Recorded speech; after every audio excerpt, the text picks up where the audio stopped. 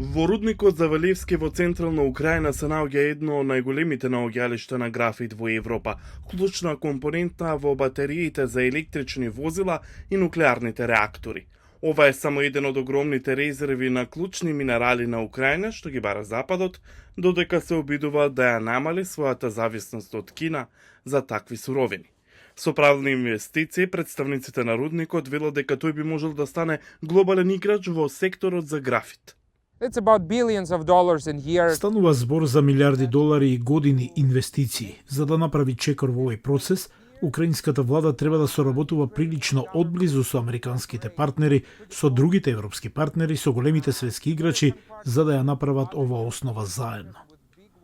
Украинската влада вели дека земјата има депозити на 22 од 50 стратешки материјали идентификувани како клучни од САД и има 25 до 34 што Европската унија ги класифицира како од суштинско значење.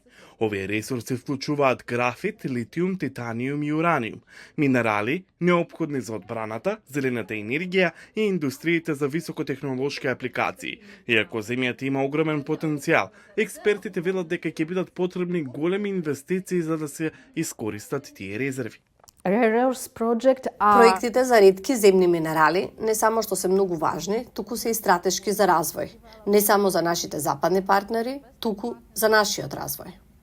Украинска компанија со инвестиции во рударството вели дека потрошила 100 милиони долари на клучни проекти со минерали, но тие требаат стотици милиони повеќе инвестиции за да ги зголеми своите операции. Развој на рударство за графит во Балаховка, ова е околу 450 милиони американски долари од вкупните капитални расходи, што треба да ги инвестираме. Додека САД и другите клучни земји се обидуваат да ја намалат нивната зависност од Кина за клучните минерали, Украина гледа можност за својата економија и безбедност. Ние се заснуваме на стратегија за победа за сите. Знаеме дека тие, партнерите, имаат потреба од овие материјали. И ова не е само материјал, ова е производ со висока додадена вредност.